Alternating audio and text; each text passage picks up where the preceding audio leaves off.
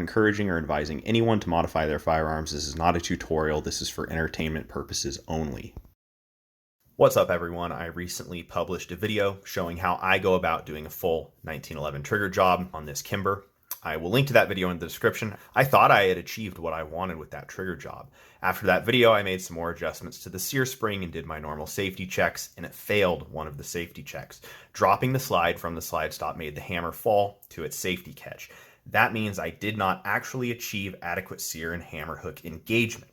I looked at it, I think I identified the problem, made an adjustment on my Sear jig, and recut the primary face, tested it again, and now it's safe. The adjustment on my Sear jig that made the Sear to hammer interface go from unsafe to safe was a quarter turn of this adjustment screw. I realized I need to get a better way to look at the Sear and hammer engagement, and I also need a better way to measure and quantify my Sear primary face width and hammer hook height. That's what this video is about. It's going to be extremely technical and weird, my favorite kind of video to make. Let's get into it.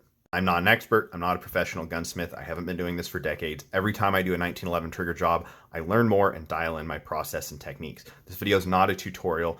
It's more of me bringing you along with this learning and discovery process that I'm going through. The more you learn about any complicated system, the more you realize you don't know. Every time I work on a 1911, I learn, but I also learn more about where the gaps in my knowledge are. Once I identify those, I can come up with a plan to fill in the gaps. That's what I'm doing here. I know I'm going to learn a lot, and I hope you do too. Unfortunately, we have to get into the messy discussion about Sear and hammer hook geometry and engagement. And my friends, let me tell you, we're really going to fucking get into it. I'm sure you have all seen diagrams like this. The problem is they have a lot of conflicting information. Usually they don't make a lot of sense by themselves without proper context or discussion.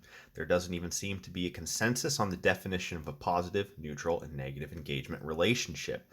I've watched so many videos, I've read hundreds of forum posts about this, and someone who claims they've been a gunsmith for 95 years will write paragraphs of information, include diagrams, and it all seems to make sense.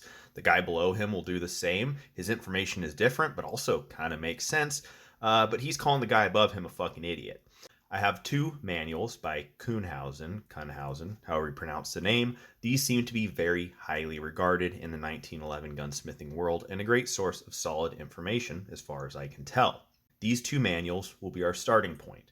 They go into detail about the original design of the 1911 Sear and hammer, then modifications people do to the Sear and hammer and their relationship to increase performance for competition use. Some of these modifications have become the norm of Sear and hammer geometry. Let's take a look at the original design. All this information is contained in the M1911 manual by Kuhnhausen. That's where these diagrams are from. The Sear face is 27 to 30 thousandths wide with no secondary angle. There is a distinct angle call out for the Sear face in relation to the pinhole. The hammer hooks are nominally 30 thousandths tall. It's a little hard to back out the angle of the hammer hooks in relation to this face here. It's not 90 degrees. Based on this diagram, it's 86, the sum of these two angles. Neither manual directly calls out the Sear and hammer angle or a tolerance around it. Allow me to speculate for a moment. I think the 1911 was designed as a service pistol with volume manufacturing in mind. Make the Sear and the hammer to these specs, drill the frame pinholes to these specs, assemble the pistol with whatever Sear and hammer you grab from the part bins. If the Sear, hammer, and frame pinholes were machined to the proper specifications, their relationship would have been adequate from a safety and operational standpoint. The details of the angle they interfaced at was largely inconsequential. I was curious what the engagement looked like on the original design, so I created a 3D model of the Sear tip, hammer hook, and pins. All the initial dimensions are at their nominal values from the drawings I just showed, and I set up some rotation constraints and a contact set between my Sear and hammer. I don't have tolerances for the pin spacing, so I will leave those at their nominal dimensions, but I do have tolerances on the Sear and hammer hook geometry. So what happens with the contact angle when the Sear and hammer dimensions change within their tolerance range? Right now, we are at one extreme with the nominal dimensions, and the angle between the primary Sear face and the hammer hooks is about 13 degrees. At the other extreme end of the tolerances, the hammer hooks are further above the pin. This face is further back towards the pin, and the Sear is shorter. At this end of the tolerance range, the angle is about 14.5 degrees. Let's look at some other interesting things. The hammer hooks overhang the far Sear edge by 4 thousandths. At the other extreme end of the tolerances, the hammer hooks are engaged just behind the far edge by 3 thousandths. When fully engaged, there is a 13-degree angle between the sear tip and hammer hooks right before the sear releases the hammer. The angle is about 9 degrees. As the sear pivots out from under the hammer hooks, its engagement angle with the hammer hooks changes about 4 degrees. It seems there was a large margin for engagement, angle, and depth built into the original design and tolerancing of the components. I imagine due to a heavy mainspring, the sear spring adjustment, and hammer hook engagement depth, the trigger had a large margin of safety. I mentioned some modifications done to the hammer and sear for competition use laid out in the Kuhnhausen manual. I've updated the model with these modifications. The hammer hooks are at 90 degrees now instead of 86. The height of the hooks is 20 thousandths. The other dimensions were left at the nominal values from the original drawings. The sear face is at the same angle, but I've added the 45-degree secondary face, and it takes up 1/3 of the tip width, leaving me with a 20 thou wide primary face. Let's see what this engagement looks like. I have roughly 15 thousandths of engagement, and the angle between my sear face and hammer hooks is about 12.8 degrees. With this geometry, the safety of the sear and hammer engagement is marginal. This is stated in the Kuhnhausen manual when talking about these modifications for competition use. The original geometry, while using the same primary sear face angle, had double the engagement depth, and the hammer hooks likely overhung the forward edge of the sear, making it safe. In addition to that, a stiffer mainspring and sear spring tuning were likely used in comparison to modern pistols. These modifications, the 90-degree hammer hooks and sear relief angle, have become the norm in terms of sear geometry as far as I can tell.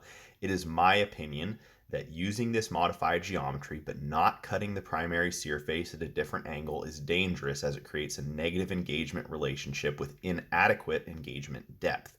And that brings us to the discussion of the engagement relationship. What are positive, neutral, and negative sear and hammer engagement relationships? I've seen this commonly defined 2 ways. I think both ways are valid. They both make sense to me, and I think they both add value to this discussion. First is a static relationship when fully engaged, or when the hammer is in the fully cocked position. I will be omitting the sear relief cut for clarity. Positive is when the sear face contacts the hammer hooks at this angle. This is generally regarded as safe, but the trigger will be heavier. Neutral is when the sear face and hammer hooks meet parallel. This is generally considered safe as well. Negative is when the sear face contacts the hammer hooks like this and is generally regarded as not safe. I have a contact set defined between the bodies in my model, so I can drag the hammer down into the sear face as if I were putting force on it, and look at what happens. It forces the sear forward out of engagement. This is why the negative relationship is unsafe. This is the situation if we use modern sear and hammer geometry, but keep the original sear face angle as I previously showed. This is why I feel the original sear face angle is no longer appropriate. The second way I have seen positive, neutral, and negative defined is a dynamic relationship as the sear pivots forward out from under the hammer. Remember that the angle of the sear tip changes by about 3 to 4 degrees with respect to the hammer hooks as it pivots out from under them to release the hammer. A positive relationship lifts the hammer as the sear pivots outwards like this. So my neutral definition from before, where the faces are parallel, is now actually a positive relationship by this definition, because it will lift the hammer as the sear pivots. In a negative relationship, the sear face falls away from the hammer hooks, or allows the hammer hooks to drop as the sear pivots outwards. Using this second dynamic definition, there's only one true way to get neutral engagement. That is, the hammer is neither lifted nor dropped during the movement of the sear, and the instantaneous engagement angle of the sear to hammer hook stays constant. That is the TR, or true radius primary sear face geometry. I've also heard this called the Warner sear. This is a condition where the sear tip is an arc that is part of the circle inscribed by the sear tip if it were to make a complete circle around its pivot pin. There is a very specific angle on a flat sear face that initially drops away from the hammer during the first half of its pivot or engagement distance, then lifts the hammer the second half of its pivot distance right before it releases the hammer. This is what I would be inclined to define as a neutral relationship with a flat sear face. After all this, I've developed my own working definitions of the hammer to sear relationship that make the most sense to me. This relationship with the flat sear face is what I'm calling flat neutral.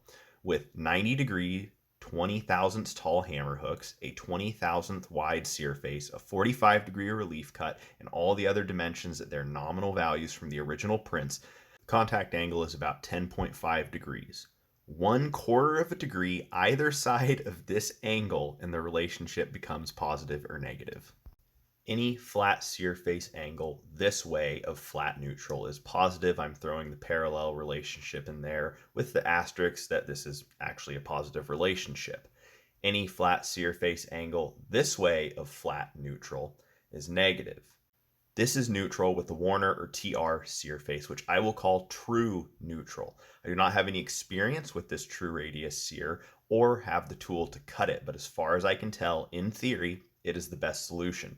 I don't know that I'll ever buy the TR tool. I'm happy with the quality of my trigger jobs with the sear jig I currently have that cuts flat faces.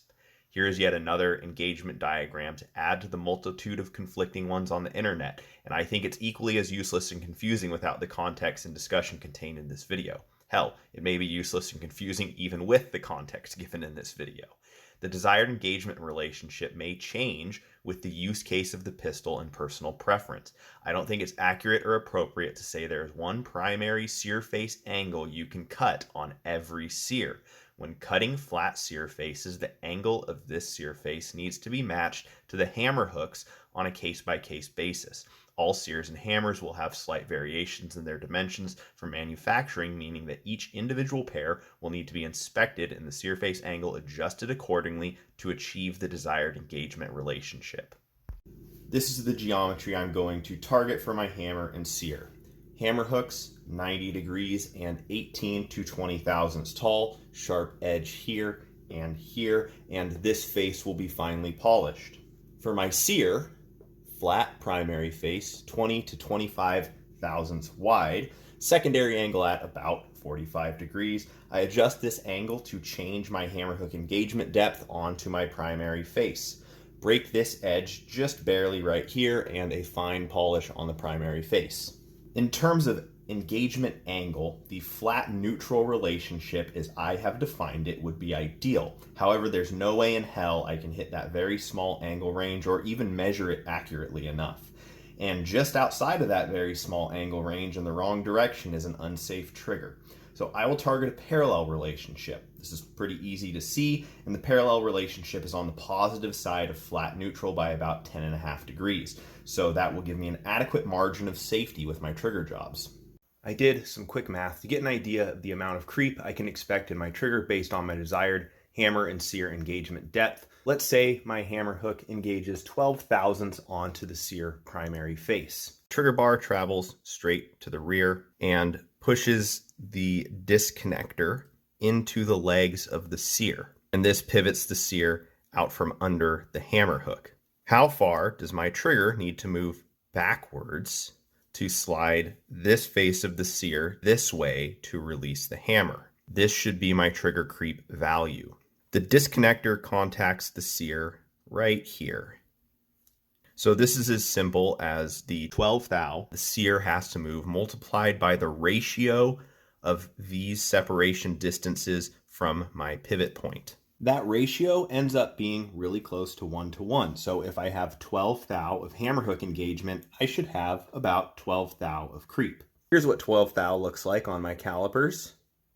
It's about the width of 3 sheets of standard printer paper. I don't know that I can feel this amount of creep in the trigger. It would probably feel pretty crispy to me. I have seen that hammer hook engagement should be 12 to 15 thousandths for safety reasons. I've seen 9 to 10 thousandths for competition use.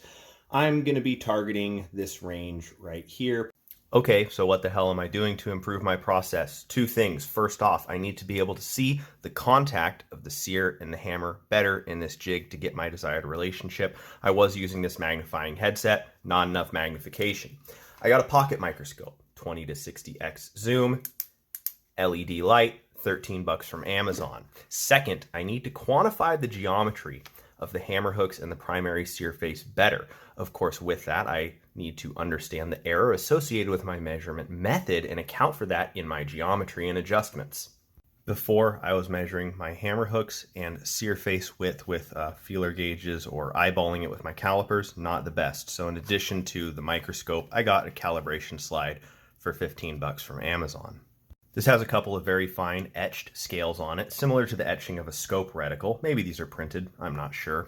I should be able to lay my sear and hammer on them and compare them against the scale to get a better idea of geometry. I couldn't find one with an inch scale, but this one has a 0.1 millimeter scale. That is 4/1000ths of an inch per division. That means a 20/1000ths wide face should be about 5 of these markings wide. Measurement error is generally considered as half of the smallest measurement unit, so I should be able to get a plus or minus 2/1000ths of an inch accuracy. That means for my hammer hooks, I'm targeting 20/1000ths, and they should range from 18, my desired minimum, to 22. I will target 22 thou on my Sear primary face, and it may vary from 20, my desired minimum, to 24.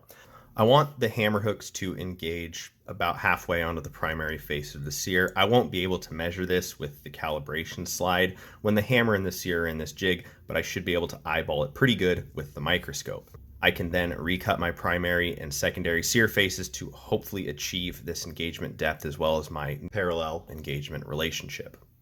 I designed and 3D printed a couple of fixtures that allow me to easily and repeatably use the microscope with either the sear jig or the calibration slide. I had to also modify the microscope and make a special pair of short pins. There is an issue I knew about with my sear jig, which is now more obvious because I can look at it closer. The sear pinhole is too big and it allows the sear to move around a bit. I can get a good enough idea of their relationship. At some point I need to fix this and machine or fit a set of pins specific to this jig. The relationship of the sear to hammer in this jig will be different than when it's in the pistol frame as well.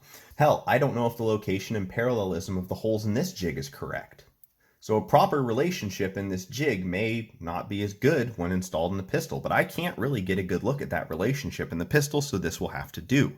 Anyways, let's take a look at these components. It was difficult to get good pictures through the microscope. My apologies. It's much easier to see what's going on when looking through it. It looks like my primary sear face is about 22/1000ths. I counted about 5.5 of the divisions. My hammer hooks look to be right around 20/1000ths, maybe a hair more. Now let's look at sear and hammer hook engagement. I was able to get a much better picture with this fixture and the microscope focused on the sear and hammer face. My interpretation of what I'm seeing here is that I have a parallel relationship between the primary sear face and the hammer hooks. It's so close to parallel that I can't really tell which way it would even need to be adjusted, if at all. It looks like my hammer hooks are engaging a little bit further than halfway across the sear primary face. I put the image into some processing software to measure the engagement. The engagement is 108 pixels long out of 190 pixels total. That means I am engaging roughly 57% of that sear face. If my sear face is around 22/1000ths, 57% of that is about 12.5. Out of curiosity, I also measured the angle between the secondary and primary sear faces. Subtract that measured value from 180, it's about 52 degrees. I'm not so concerned about that angle. I adjust it to change the hammer hook engagement depth. Of course, all these measurements are approximate and come with some error and uncertainty. Hopefully you got an idea of how I'm analyzing the engagement. If my primary sear face and hammer hooks weren't parallel, I would make adjustments by turning the screw on my sear cutting jig in the appropriate direction about a quarter turn at a time. Let's say I want less hammer hook engagement. I could cut my hammer hook shorter, but not shorter than 18/1000ths. I could cut the secondary sear face deeper or at a shallower angle to narrow up the primary face. What if I didn't have enough engagement? I can't lengthen my hammer hooks once they're cut. I could cut down the primary face of the sear to make it wider, or I could cut a steeper secondary angle to allow the sear tip to sit further back under the hooks. If the primary face were cut down to make it wider, that would shorten the sear and change the angle it interfaces with the hammer hooks. The hammer and sear we just looked at are back in this 1911. Remember, we have roughly 12.5 of hammer hook engagement and a parallel relationship between the primary sear face and the hammer hooks in the fully cocked position. This did pass all of the safety and function checks. The most important safety check for sear to hammer engagement, as far as I can tell, is dropping the slide on an empty chamber. It's a little rude to the pistol, don't do it 100 times. I do this 5 times in a row. That has always shown me if I have marginal sear to hammer engagement and gives me confidence in the safety of my trigger jobs. I already had the pre-travel and over-travel adjusted, and I installed a 19-pound mainspring and tuned my Sear spring to give me a pull weight around 3.5 to 3 3/4 pounds. Let's check out this trigger action. Take up, nice firm wall, crisp break, minimal over-travel.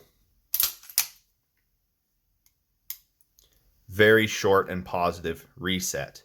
There is a tiny bit of creep that I can feel if I really carefully and slowly pull the trigger.